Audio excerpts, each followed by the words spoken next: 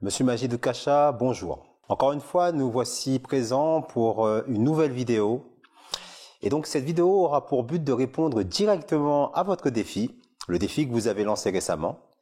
Mais avant même de vous répondre, j'aimerais tout de même vous dire qu'il est triste de constater que vous qui prenez la liberté d'expression et de conscience, avez bloqué notre compte dans vos commentaires. En effet, lorsque nous avons commencé à répondre à vos allégations de la vidéo intitulée « Ce qu'Allah a oublié de dire dans le Saint-Coran » et que nombre de personnes ont commencé à liker, à apprécier, la réponse, eh bien alors vous avez choisi d'interdire notre parole. C'est triste car votre discours et vos actes sont tout à fait contradictoires. C'est pourquoi nous choisissons de répondre via nos vidéos pour que la vérité ne soit pas cachée et pour que vous compreniez qu'il n'est pas si facile que cela. Pas si facile que ça de porter une critique valable sur le Saint-Coran ou l'enseignement de l'islam. Et qu'il existe en réalité des réponses, une logique et une raison à tous ces enseignements. J'espère dorénavant que vous aurez l'amabilité de respecter le principe des débats contradictoires en nous laissant nous exprimer dans les commentaires liés à vos vidéos. Cela dit, pour répondre à votre défi, nous irons droit au but. Concernant le verset, assurément celui qui associe des partenaires à Allah, Allah l'exclura du paradis et son habitation sera le feu. Eh bien, le verset que vous avez donc cité, est-ce qu'on le comprend comme vous? La réponse est oui. Mais est-ce que notre diction après la compréhension de ce verset est la même? La réponse est évidemment non. Est-ce que ce verset signifie la criminalisation de la liberté de la pensée? La réponse, encore une fois, est non. Et avant d'entrer dans notre explication, je tiens d'abord à vous remercier d'avoir lancé ce défi, car il va nous permettre d'expliciter un enseignement souvent très mal compris. Qu'est-ce que le shirk, ou l'idolâtrie en islam? À partir de là, peut-être que vous comprendrez votre erreur. Eh bien, le shirk, ou idolâtrie, signifie attribuer à des êtres inanimés ou tout type de pratique des qualités divines. Ce n'est pas seulement le fait de se prosterner devant un bout de bois qui est rejeté, mais bien la croyance que ce bout de bois ou de cuivre peut nous apporter joie et bonheur, par exemple, à condition qu'on lui voue un culte. Cela va entraîner chez l'individu progressivement l'abandon de l'usage de ses aptitudes morales et intellectuelles en ayant la conviction que c'est son idole qui pourra jouer le rôle de ses qualités, données par Dieu pour le bienfait de l'humanité. Voilà d'ailleurs la raison pour laquelle les sociétés ancrées dans des croyances superstitieuses, déconnectées de toute réalité, n'arrivent pas à progresser. Ici, il est important de rappeler que le Dieu décrit dans le Saint-Coran ne s'arrête pas à la surface, mais bien à ce que contiennent les cœurs.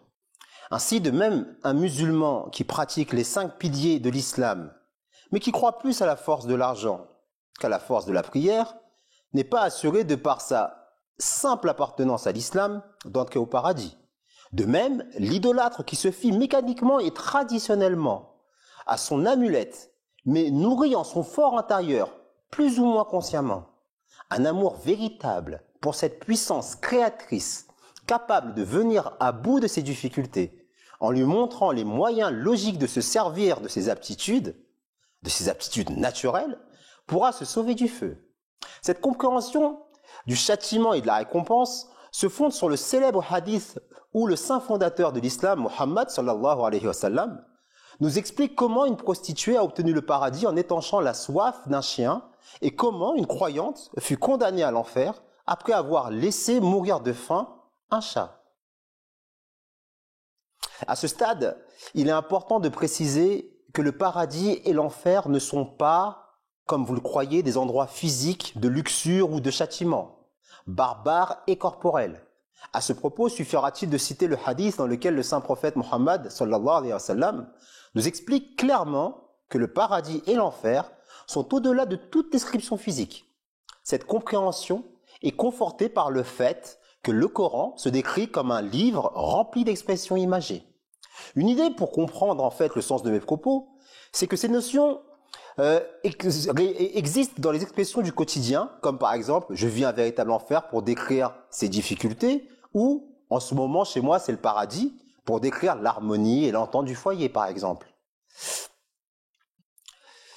Toutes ces notions, vous l'aurez compris, profondément spirituelles, nous font donc bien comprendre que le Saint-Coran ne doit pas être compris comme un code pénal où le législateur sanctionne au moyen de peines physiques pour préserver l'ordre dans la société. Nous sommes encore une fois face à un livre rempli d'exhortations visant à réformer l'individu en lui conseillant d'éviter des croyances nuisibles pour le développement et individuel et collectif de la société des hommes. Voilà, la vidéo s'achève ainsi. J'espère que cela vous aidera à mieux comprendre, vous qui nous regardez. Et n'hésitez pas, surtout pas, à nous écrire à mtafrançais@mta.tv et de vous abonner à notre chaîne. Merci. Et encore une fois, wassalamu alaikum wa rahmatullahi wa barakatuhu. Que la paix et les bénédictions de Dieu soient sur vous tous.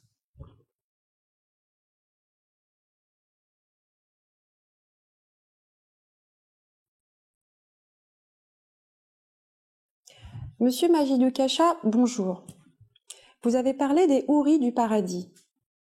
Il est nécessaire ici de réfuter cette accusation selon laquelle l'islam a promis à ses adeptes un paradis sensuel de houris, aux yeux de gazelle, des rivières de lait et de miel, des fruits délicieux, une végétation luxuriante et un échelonnement de plaisirs hautement matériels. De telles accusations oublient qu'il n'était pas possible pour le fils du désert de comprendre les promesses de jouissance de prix spirituels hautement raréfiés.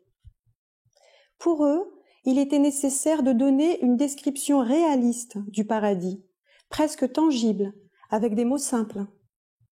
C'est seulement plus tard, quand ils avaient atteint des niveaux spirituels plus élevés, qu'il fut possible de s'adresser à ces bédouins en termes d'adoration divine, d'humilité et d'amour.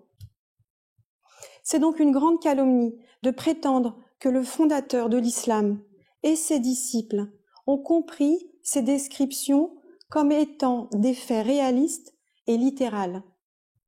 Selon Al-Razali, le plus grand bonheur serait dans le paysage magnifique des visions de l'âme en présence du Tout-Puissant, quand le rideau qui sépare l'individu de Dieu est enfin retiré et la gloire céleste apparaît dans tout son éclat. Pour soutenir une conception similaire du paradis, une tradition dit « Les plus favorisés par Dieu seront ceux qui voudront voir la gloire de Dieu jour et nuit et profiter d'un bonheur qui dépasse tous les plaisirs du corps. » Comprenez également, monsieur Okacha, que pour se référer au futur, à un futur que nulle personne ne peut vraiment imaginer, il est important d'employer des descriptions du présent. Je vous donne un exemple.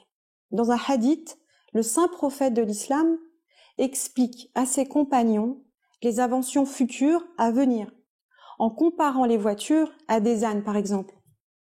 Ce n'est qu'aujourd'hui que l'invention des voitures explique ce que le prophète décrivait. S'il expliquait à ses compagnons en disant simplement qu'il s'agissait de voitures, que comprendraient les compagnons? Il a donc employé des références présentes pour expliquer des éléments futurs.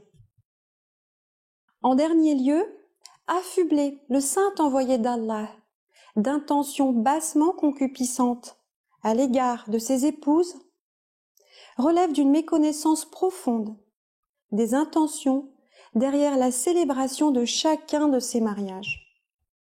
Alors que certains critiques chrétiens, à l'instar de Muir et Margoliouth, trouvent une faille dans la personnalité du saint messager du fait de cette union, d'autres plus honnêtes et mieux informés ne trouvent rien à redire à cela. C'est le cas notamment du révérend Bosworth Smith, qui a écrit concernant une allégation récurrente au sujet du mariage du saint prophète, que la paix et le salut soient sur lui, et de sa cousine Zaynab, qu'Allah soit content d'elle, je cite, « On doit se souvenir toutefois que la plupart des mariages de Mohammed, que la paix et le salut soient sur lui, peuvent s'expliquer au moins aussi bien par sa compassion à l'égard de la solitude extrême des personnes concernées que par d'autres motifs. Elles étaient presque toutes veuves. Et elles ne se distinguaient ni par leur beauté, ni par leur fortune.